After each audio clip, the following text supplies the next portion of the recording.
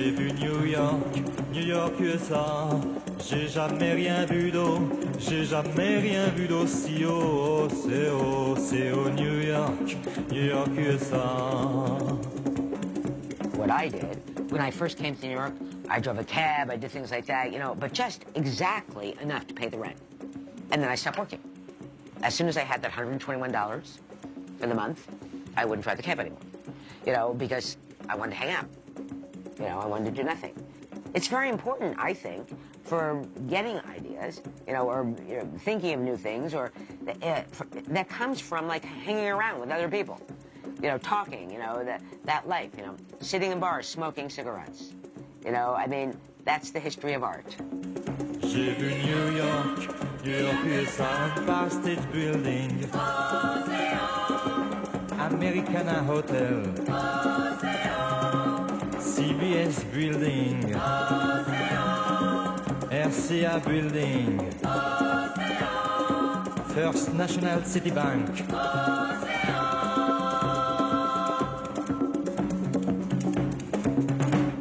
New York was not better because there was more crime. It was better because it was cheaper, and I mean relatively cheaper. When a place is too expensive, only people with lots of money can live there. That's the problem, okay? You can like people with lots of money for certain reasons, hate them for certain reasons, but you cannot say that an entire city of people with lots of money is fascinating. It is not.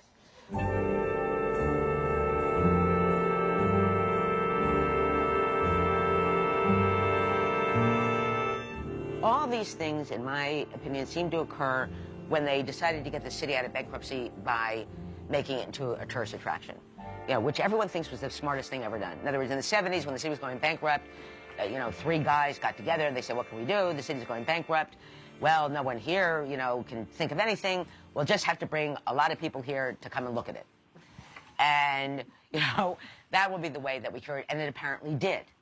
You know, it was an incredibly horrible idea. And even at the time, I thought, this is New York City. You know, we don't need this kind of, you know, Sinclair Lewis boosterism here. You know, you don't want to come here? Good.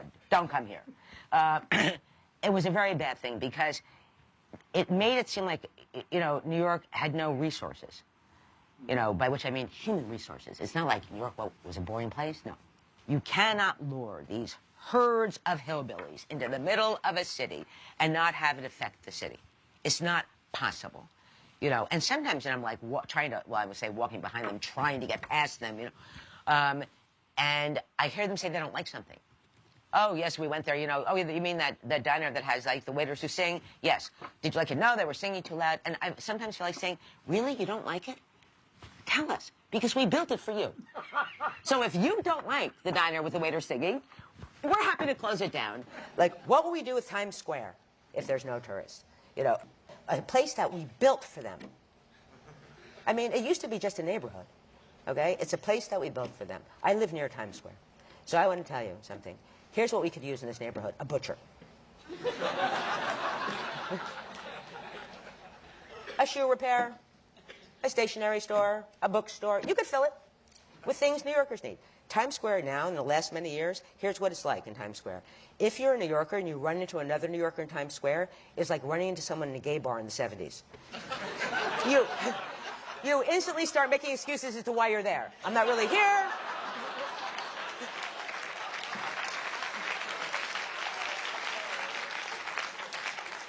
I'm not really in Times Square. I'm on my way to I'm doing research. The reason that people used to move to cities, one of the reasons, in fact, that I moved to the city, is that if you grow up in a small town, it's incredibly oppressive. You know, it's very oppressive to have people know every single thing about you. You know, the nosy neighbor is not an urban figure. You know, the nosy neighbor is a small town figure. And everybody knows everything about everybody, and it's very suffocating. And so that people used to move to cities so they could do what they wanted. Even if what they wanted to do was just walk down the street without someone calling up and saying, I saw Joe walking down the street. But if you want to do something like other than that, you had to live in the city. And now people don't, I mean, anonymity is the worst thing that people can have, I think, because there's such a general desire for fame. You're a star, baby. Let me see that star quality. within the last 25, 30 years, fame itself became an extremely valuable thing to people, divorced from anything else. And that is basically the fault of Andy Warhol. But I mean, one of the things Andy did was he made fame more famous, because Andy kept like using the word fame all the time. It was a joke. Let me assure you, this was a joke. You take these drag queens who are actually criminals, because it's against the law to wear a dress if you're a man at the time, and you say, this drag queen, of course they want to be a movie star. They want to be an exact movie star. In other words, you know, Candy Darling, you know, wants to be exactly, you know, Marilyn Monroe. Okay? This is a drag queen fantasy. At the time, no one takes it seriously, except Candy does. And then Andy says, you're not just a movie star like Marilyn Monroe. You're a superstar. He makes it up. It's a joke. It's a joke. This is what ruined the world. This is what happens when an inside joke gets into the water supply.